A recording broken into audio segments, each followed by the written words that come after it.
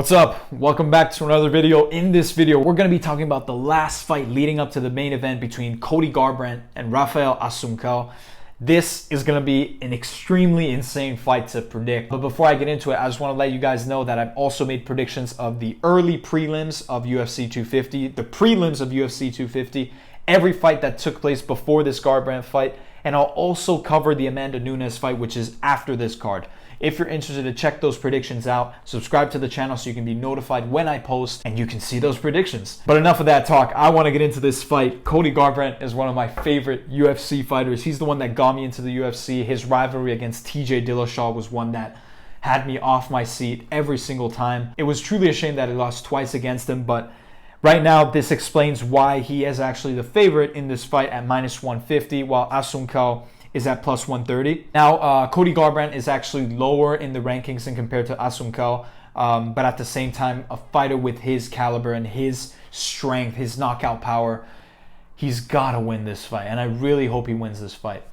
So let's quickly start with Assuncao, who is currently the underdog. Despite being ranked 5th in the bantamweight division, he is most definitely a dangerous fighter. He's defeated many prominent fighters in the division. So he is coming out of Brazil with 27 wins and 7 losses. Of those 27 wins, he's got 4 via knockout, 10 via submission, and 13 via decision. He is a very comfortable wrestler, Muay Thai artist. He's very comfortable in wrestling, Muay Thai, and especially Jiu-Jitsu. And he is currently coming into UFC 250 with 2 straight losses. He lost the first one against Marlon Moraes via submission, and he lost the second one via unanimous decision. I think another extremely interesting statistic about Assuncao is the fact that he's only lost 1 fight via knockout. 1 fight via knockout.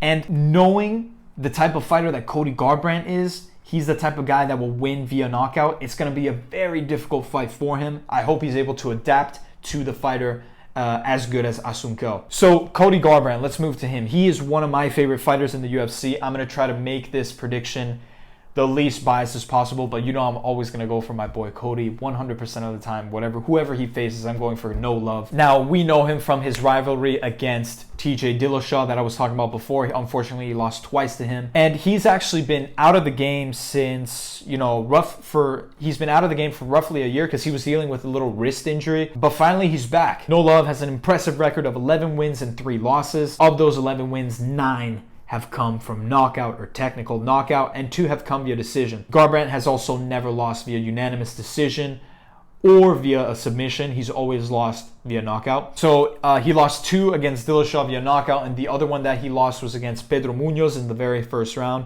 And so with this being said, we know that Cody Garbrandt is the type of fighter who's very in and out. Like, he'll start the fight and he'll try to seal it as quickly as possible. Like, someone with a record of 9 knockouts of 11 wins and 3 losses, all resulting from a knockout, is from a fighter who literally fights like a street fighter. Just gets in, doesn't care about getting hit, doesn't care about bringing the jab back. All he wants to do is break his face or be broken. That's the type of fighter that he is. So while it's extremely entertaining and while he gets, knockouts because of this, there's also a high chance for him to get knocked out. And so if he's not able to watch out for this, if he starts diving in too much, a fighter like Assuncao will lay him out. And I hate to say it. Or at the same time, if he lunges in, he could also be subject to being put in a submission by Assuncao, because we know that is also his specialty. I think if Garbrandt, on the other hand, is able to properly calibrate his fighting style, if he's able to time his punches correctly, he could potentially seal a knockout, which would be rare, but at the same time possible for a fighter as good as him. Or he could win this fight via unanimous decision. I mean, with a fighter like Garbrandt, it's one of those things where we just have to sit back and find out. But I truly hope it goes in the favor of Garbrandt, either by knockout or by unanimous decision. That's my pick. That's who I think is going to win the fight. But I'm also interested to know who you guys think. Do you guys think Garbrandt is going to pull this out of the bag? Or do you think that a fighter like Assuncao is going to retain his 5th spot in the bantamweight or potentially move up? I'm interested to know what you guys think. Comment down below. Let's get a little discussion going. At the same time, subscribe to the channel to check out the next fight that I'm going to be talking about, which is Amanda Nunes against Felicia Spencer. That will be an amazing fight. And if you do subscribe and I see you guys in the next one, then I'll see you guys in the next one.